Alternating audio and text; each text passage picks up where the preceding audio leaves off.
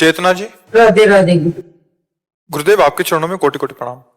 गुरुदेव, मेरे भूतकाल को मैं कैसे भूलूं? कभी कभी बहुत डिप्रेशन में चले जाता हूँ। भूतकाल को याद कौन रखता है? नहीं, भूतकाल को कौन याद रखता है? अपनी माँ के गर्भ में थे, याद है? भूतई काल तो है। कहां पूर्व जन्म में क्या थे, याद है? भूतई काल तो है। भूतकाल की स्मृति तुम रख ही नहीं सकते। माया मिटारती चली जा रही। परसों शाम के क्या खाया था, याद है? भूतकाल को मिटा रहा है कि नहीं मिटा रहा?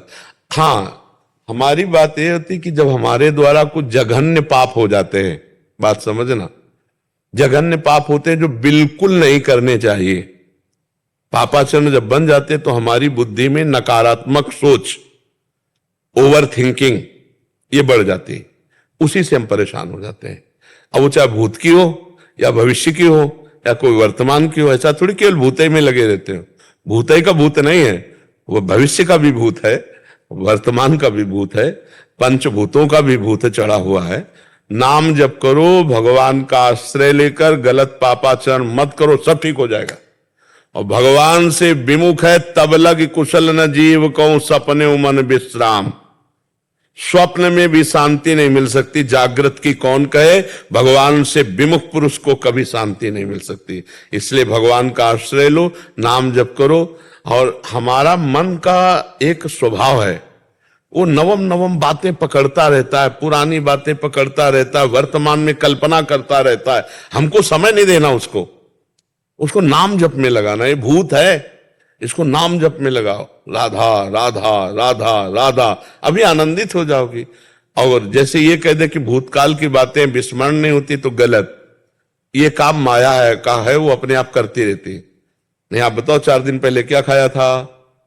बोले याद नहीं है। अब याद करना पड़े तो याद नहीं, 4 दिन की बात, तो तुम भूतकाल की बात कैसे याद रखते हो?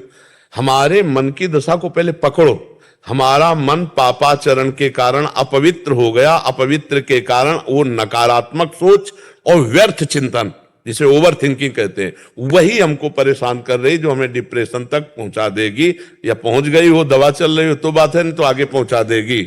अगर रोकना है तो भगवान के चरित्रों का गायन करो, भगवान के चरित्र सुनो और नाम जप करो, ठीक हो जाओगे।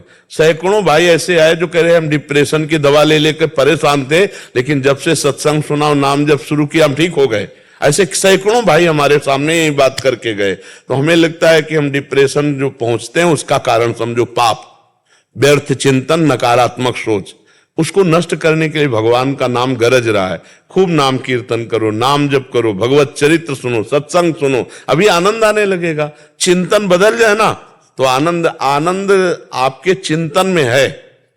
आपका चिंतन नकारात्मक हो गया तो हम एक बार सुनाया था एकांत में कि 2 ब्राह्मण बैठे थे, तो एक धनी आया, उनको निमंत्रण करके ले गया और खवाया पियाया और 11-11 रुपया दक्षिणा दी। और उसमें एक ब्राह्मण संतुष्ट निकला और एक ब्राह्मण जल रहा था। तो पूछा कि भाई आप संतुष्ट क्यों हो, प्रसन्न हो बड़े? तो उनका भाई आज तो भोजन की भी व्यवस्था नहीं थी, भगवान ने भोजन की भी व्यवस्था दी और 11 रुपया दक्षिणा दी। दूसरे से पूछा आप जल क्यों रहे हो? बोले जब आपने कहा निमंत्रण तो हमने सोचा 51 तो देगा ही, तो तुमने 11 दिया, हमारे 40 का घाटा हो गया, इसलिए मैं जल रहा हूं। अब आप बताओ जजमान का दोष है या चिंतन का दोष है? चिंतन का दोष है ना। एक खुश है और एक जल रहा है। तो यदि हमारा चिंतन ठीक हो जाए तो हर परिस्थिति में हम आनंदित हो सकते हैं। तो वो चिंतन ठीक होगा चित्तचोर प्रभु का चिंतन करने से।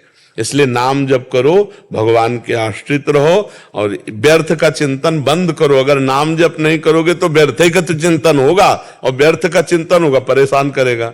काहे को व्यर्थ का चिंतन? हो ही सोई जो राम रचि राखा, को करी तर्क बढ़ावे साख। अस कही जपन लगे